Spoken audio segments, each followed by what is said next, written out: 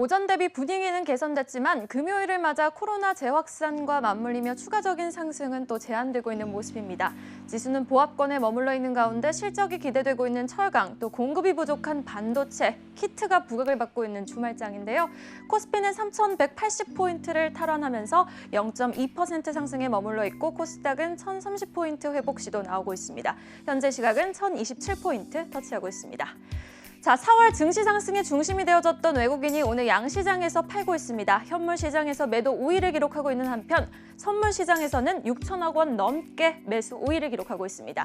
오늘 외국인이 이렇게 전반적으로는 매도하고 있지만 또 호실적이 예상되는 금융과 화학은 매수하고 있다는 부분 주목해 보시면 좋겠습니다. 한편 기관은 오늘 금융투자를 중심으로 양시장에서 매수하고 있고 개인은 거래소에서 사고 또 코스닥에서는 팔고 있습니다. 자, 이번 한 주는 참 특별했습니다. 코스피, 코스닥 모두 종가 기준으로 사상 최고치를 기록했고 고객 예탁금도 다시금 최고 수준을 찍었습니다.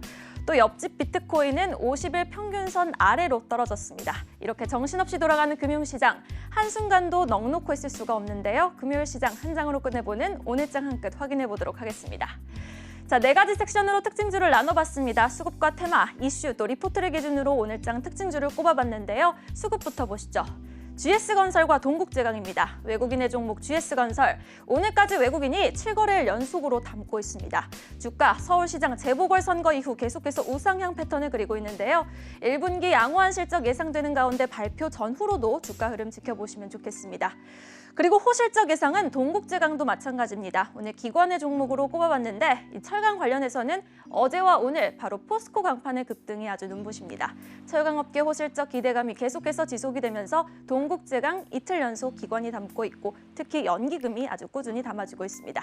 그리고 오늘은 특히 투신 쪽에서 강하게 담아지고 있는 종목입니다.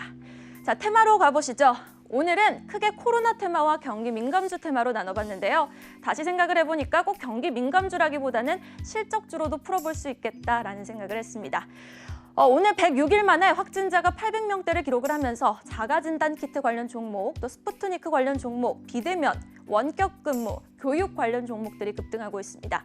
한데 묶어서 코로나 관련주로 분류해봤고요. 경기 민감주 단에서는 반도체 공급 부족 사태가 상상 그 이상이다라는 소식에 반도체와 철강, 또 구리 관련주를 꼽아봤습니다. 이슈 종목까지 확인해 보시죠. 오늘 이슈는 또 모두 실적과 연관이 있습니다. 도이치모터스 꼽아봤습니다. 주가 튀어오르다가 오름폭을 반납하는 흐름을 최근 계속해서 지속하고 있습니다. 무려 9거래일 동안 오름세를 보이는 모습, 역시나 호실적 예상되는 기업에다가 정치 인물 테마주로 묶이면서 매기가 쏠리고 있는 모습입니다. 삼성 SDS도 오늘 호실적을 발표했죠. 분기 사상 최대 매출을 기록하면서 연간 영업이익 2조 원이 예상된다는 코멘트가 나오기도 했습니다. 주가 다시금 20만 원을 향해 속도를 내고 있습니다. 자, 오늘은 리포트 종목에 대해서 자세하게 살펴볼 텐데요. 2개의 리포트, LG생활건강과 KCC 꼽아봤습니다. LG생활건강부터 자세하게 확인해 보시죠.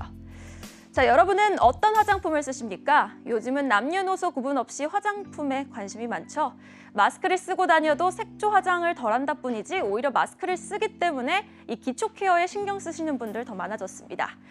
이런 상황 속 LG생활건강이 아주 제대로 한 방을 터뜨렸습니다. 특히 중국에서 제대로 한 건을 터뜨렸는데요.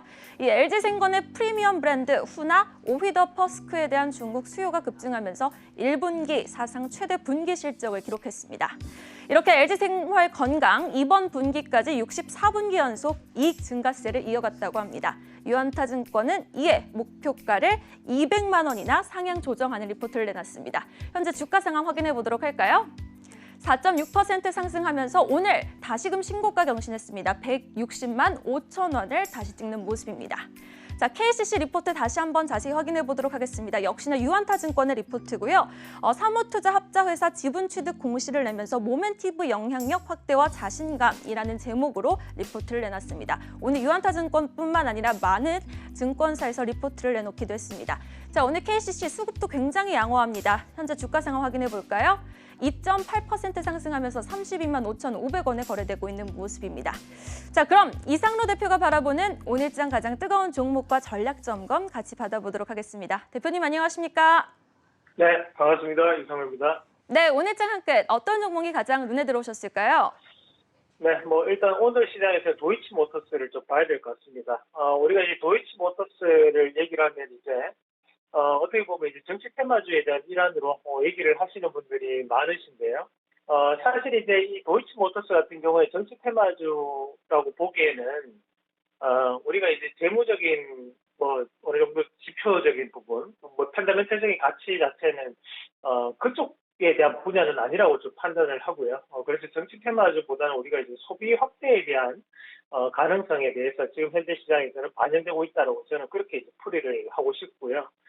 마찬가지로 이제 2019년도 실적이 상당 부분 이제 개선되는 양상들을 나타냈었습니다. 이제 2019년도에 PR 밴드로 따진다면 약 2배, 한 3배 정도 수준으로 그렇게 이제 진행이 돼 왔었는데, 우리가 2020년도 같은 경우에는 코로나에 대한 직격탄을 맞아버림으로써 실질적으로 이제 이 수입차에 대한 수요가 늘어나더라도 뭐 독일 공장이라든지 미국 공장에서는 이 공장 가동 자체가 이제 중단이 되어버렸습니다. 그래서 수입차에 대한 입항 건수가 상당 부분 이제 급격하게 줄어드는 모습들이 나타났었고, 다만 이제 지금에 대한 상승을 우리가 한번 보시면 지금 이제 올라가고 있는 부분 자체는 결국 1분기에 대한 수입 차량이 상당 부분 입항 건수가 늘어났다는 거거든요. 우리가 지난달 대비 이번 달만 보더라도 이 BMW사 같은 경우에도 지난달에는 약 2,000건 정도, 2,000대 정도가 들어왔다면 이번 달 같은 경우에 4,500대, 역대 최고치에 대한 물량 정도가 지금 들어오고 있는 상황이죠. 실질적으로 자동차를 사려고 하더라도 지금 웬만한 인기 차종 같은 경우에는 3개월 내지 1년 정도에 대한 대기 기간이 또 걸립니다. 그 정도로 이 뭐랄까 이제 극단적인 소비 패턴, 거기에 대해서 거북 소비가 수입차라든지 또는 명품 소비로 좀 이어지고 있는 그런 부분이라고 좀 보여질 필요가 있을 것 같은데요. 마찬가지로 이제 BMW 내에서 또 자체 파이낸셜 서비스를 현재 진행을 하고 있기 때문에 그에 따른 또 금융 수익이 자체가 상당 부분 현재 잡히는 과정이 감안했을 때 주가에 대한 상승은 좀 더 상승 가능성이 좀 있다고 좀 판단합니다. 우리가 지금 현재 보면 백화점 매출도 상당 부분 늘고 있거든요. 그래서 소비 자체도 극단적인 상황들. 뭐랄까 이제 명품 소비도 상당 부분 늘어나고 있지만 또 한편으로 또 생필품에 대한 소비도 늘어나는. 그래서 중산층 자체가 이제 없어지는 그런 현상들이 사회 전반적으로 나타나고 있고, 실질적으로 이제 보복 소비에 대한 일환으로서 명품 소비와 그리고 실제 수입 차량에 대한 판매는 급격하게 지금 현재는 증가하고 있는 양상들입니다. 우리가 농담삼아 미국은 기술주가 있지만 유럽은 명품주가 있다고 얘기할 정도로 지금 루비통에 대한 매출도 전년 대비 20% 또다시 한 번 더 증가하는 모습들이 나타나고 있는데, 지금 이 도이치모터스 같은 경우에 충분히 현재 가격대에서 저는 많은 돌파는 이루어질 가능성이 높다라고 판단을 하고 있고요. 이 도이치모터스가 상승을 하면서 또 하나 같이 보셔야 되는 것이 코론 글로벌 같은 경우에도 수입차에 대한 부분이 매출의 약 45%를 차지하고 나머지 50%를 건설 업종에서 차지하거든요. 근데 코론 글로벌 같은 경우에도 오늘 다시 한 번 더 시세를 뽑아내면서 3일선 급등 추세를 좀 만들고 있는 양상이라는 거죠. 그런 부분 자체를 감안했을 때 지금 이런 수입 차량에 대한 수입 자체, 그리고 판매량이 급격하게 증가하는 것이 실질적인 주가로도 나타나고 있다고 그렇게 저는 보는 시각이고요. 마찬가지로 이제 효성에 대한 자회사 실적 개선도 우리가 함께 보셔야 되는데, 효성 같은 경우에도 자회사들이 화학 업종으로 이루어져 있지만 또 수입차 딜러사에 대한 부분 자체가 또 10% 이상을 또 매출에 차지하고 있습니다. 더 클래스 효성이 또 우리가 뭐 벤츠에 대한 수입차 딜러라고 알고 계시는 분들이 많으실 거예요. 그래서 그에 따른 부분 자체도 현재는 반영되고 있기 때문에 우리가 지금은 수입차 관련된 종목군들을 하나의 일종의 테마로 봐야 되지 않냐, 그렇게 말씀을 좀 드리고 싶고요. 또 우리가 여기에서 좀 더 확장돼서 좀 생각을 해본다면 결국에는 명품에 대한 매출이 늘고 있기 때문에 지금 백화점 관련주들 같은 경우에도 현대백화점이라든지 또는 신세계, 또 롯데쇼핑 같은 종목군들은 현재 바닥권역에서 지금 올라오고 있는 상황이거든요. 그런 부분을 감안한다면 현재는 가격적인 메리트가 상당 부분 부각될 수 있다는 거죠. 그러면 현재 이런 백화점에 대한 매출도 늘어나고 있는 시점에서 아직까지 주가는 바닥권역이기 때문에 여기에서에 대한 수급 유입이 좀 더 시장에 대한 키포인트가 될 수 있다. 순환매적인 양상을 띌 수 있다고 판단하고, 오른 종목을 현재 권역에서 사기보다는 우리가 좀 더 오를 수 있는 그런 소비 관련된 종목군들에 대해서 좀 더 집중하는 전략, 그렇게 말씀을 좀 드리고 싶습니다. 네, 도이치모터스를 통해서 소비 관련주에 조금 더 주목을 해보자라는 말씀까지 들어봤습니다. 지금까지 와우넷 이상로 파트너의 진단 및 오늘장 한끗이었습니다. 오늘 말씀 고맙습니다. 네, 고맙습니다.